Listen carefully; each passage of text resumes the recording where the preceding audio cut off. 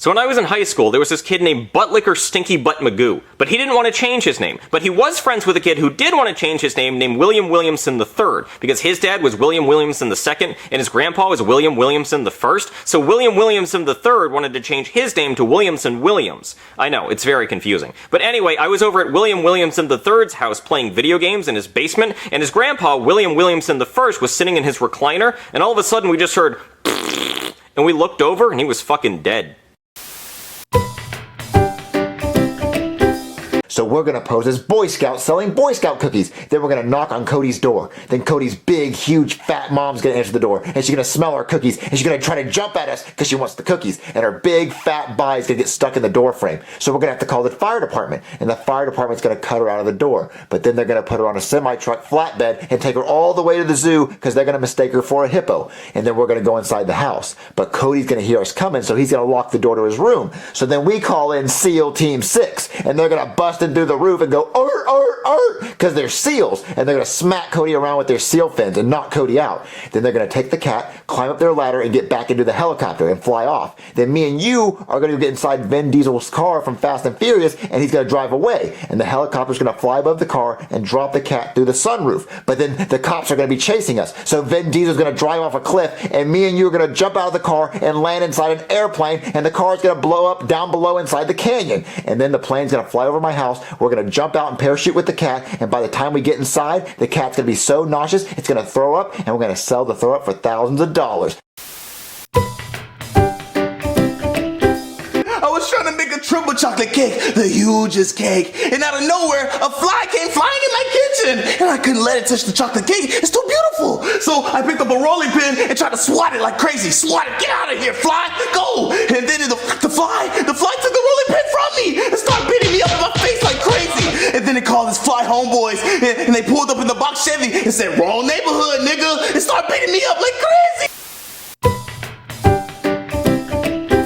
So back in the day, I had a wife and then she died. It's not really clear how she died, like I guess she had cancer or something, I'm not really sure, but what matters is that she died. And then after she died, she gave me a puppy. Not like she came back as a zombie or a ghost and gave me a puppy, she just like had it delivered after she died. I'm not really sure how she arranged that, but what matters is that I had this dog, okay? So then I go to the gas station in my 1969 Mustang, and it's a really nice car, and then these two Russian gangsters there, and they tell me how much they like my car and they want to buy it from me, and I tell them it's not for sale because I like it too much, and that pisses them off. So later they come over to my house and they beat me up and they kill my dog and they steal my car, and now I'm really pissed off. And what they don't know is that I'm a legendary hitman and nobody's supposed to mess with me, so I want revenge. Also, I'm friends with the Green Goblin. Like, he's not literally the Green Goblin, he's the actor that played the Green Goblin, Willem Dafoe, but the whole time you're watching it, you're like, that's the Green Goblin. So I get revenge on these guys, right? And I shoot a bunch of people and I kill all of them and I get a new dog. And then my daughter calls me and she's on vacation in France with her friends and we're talking on the phone and she's telling me how it's going, and then she gets kidnapped while she's on the phone with me. And then I get on the phone with the kidnapper and I tell him how scary I am and how I'm gonna track him down, and he doesn't really seem to care. So then I fly over to France and then I kill him and find my daughter. And then on the flight home I find out that my plane is full of snakes, and I have had it. I am sick and tired of these monkey fighting snakes on this Monday to Friday plane. And then I'm a fish working at the whale wash and I want to be famous, and I also owe a bunch of money to this puffer fish and his jellyfish henchmen, so I decide to pretend that I killed a shark, and then everybody loves me and they think I can protect them from sharks, and then real sharks show up, and then after that I fell asleep, so I don't really know what happens. Also, I was voiced by Will Smith. Oh, wait a minute.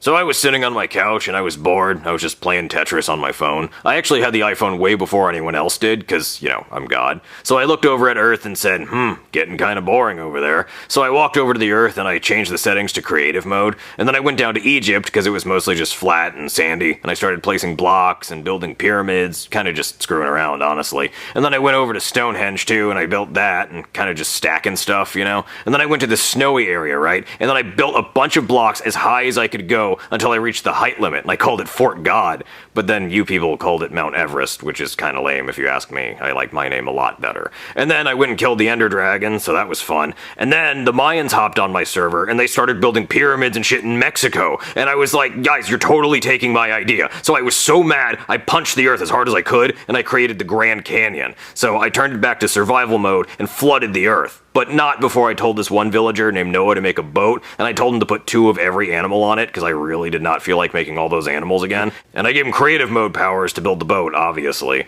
And then I just went back to my couch. So we dress up like robbers and we goes to the banks while it's closed, and there's probably gonna be a security guard sitting outside, so we have to distract him so good. So we throw a bucket of KFC chicken, extra crispy, and he start eating it and saying, yummy so good, yummy so good. And while he eating, we go inside the bank, and it's probably gonna be a bunch of red lasers, so we tape mirrors to our face and baps to make the lasers bounce off, and then we get to the safe, and you pull out a nickel coat, and then listen to the right combination to the safe, and then we open it up, and then so much money, so good, and we start stacking our pop-ups. Then we blows the holes in the roofs, and the helicopter drops a ladder down, and we escapes. Okay, so we go into the woods and we capture a mole against his will, and we tell him we want him to dig a tunnel underneath the prison all the way to the Easter Bunny cell. After digging, we go down in the tunnel and we go plant a Minecraft TNT block under the Easter Bunny cell, and we ignite it so it blows a hole in the bottom of the floor. We grab the Easter Bunny, and Cody, you're going to be wearing an Easter Bunny costume, and you're going to stay in the prison cell so they don't notice that the Easter Bunny is gone. Then we're going to speed away on our motorcycles with the real Easter Bunny. And then after a few months of Cody being there as the Easter Bunny, you're going to take off the costume and they're going to say, wait, what is this kid doing in jail? He doesn't belong here. And then they're going to let you out. So earlier today I was patrolling in the park, right, and it was a beautiful day. So I was just walking around, minding my own business, and then, all of a sudden, out of nowhere, this kid runs up and he shoves me, and he yells, "Tag, you're it!" And I'm like, what the hell, what is this, some kind of game? So I start chasing him around, and I'm putting on the burners, right, because this kid is fast. And he's running around, he's giggling, he yells, "You're never gonna catch me!" And I'm like, oh, when I catch you, I'm gonna beat your ass. So then, we're running around all over the park, and then he trips and he falls in a sandbox. And I'm like, oh, I got you now, you little bastard. And then, he kicks sand in my face. And I'm like, oh, you're not gonna kick sand at me. So I punch him in the face, and I'm like, "Tag, you're it!" And then he starts crying, and then his mom runs over, and she's like, "You just punched my son in the face." And I'm like, "Yeah, I did. What are you gonna do about it?" So I throw her on the ground, and I start arresting her, and then all these people run up with their phones out, and they start taking videos of me, and I'm like, that's not good. So I start throwing haymakers. I start punching everybody there who has a phone, and then I take all their phones so there's no evidence of what I did, and I run away.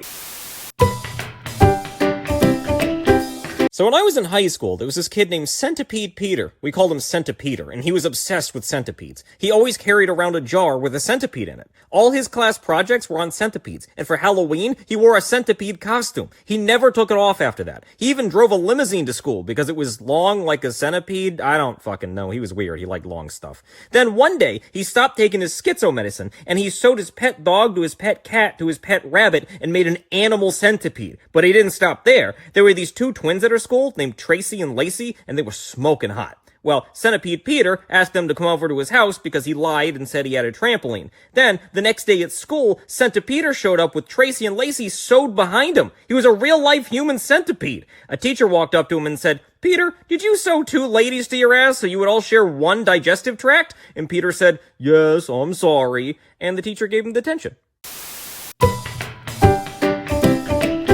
So I was in high school, and it was St. Patrick's Day, and I was wearing all the green. Green pants, green shirt, green shoes, green hat, everything. I even ate green snow cones so my shit would be green. No one was pinching me that day, except this kid named Diddley. He pinched me even though I was wearing green, but I just punched him in the face. Anyway, I was in class pinching any kid that wasn't wearing green, and they couldn't say shit because they weren't wearing green, and I caught them. So after I was done pinching the whole class, I saw the perfect victim, Mrs. Thickums, my sex ed teacher. She had the fattest ass. I'm talking a huge dumpy. Humpty Dumpty sat on a wall, and the wall was her ass. Everyone in school wanted to know if it was firm or juicy, and I noticed she wasn't wearing green, and I thought, today's the day I finally find out what Mrs. Thickums' ass feels like. She was handing out tests from last week, and when she got to my desk, I looked her up and down to make sure she wasn't wearing green, and she wasn't, so I pinched the hell out of her ass, and it felt like jello. I pinched it a few more times, and I even gave it a smack, and then she turned around and yelled, "Brooklyn guy, principal's office, now!" And I said, "But Mrs. Thickums, you aren't weren't wearing green, and you're double caked up on a Tuesday. So she said, I am wearing green, and she pulled down her pants and showed me her green thong. And man, I wasn't even mad I got suspended for 2 weeks. That was the greatest day of my life. But Mrs. Thickums did get arrested for mooning the whole class.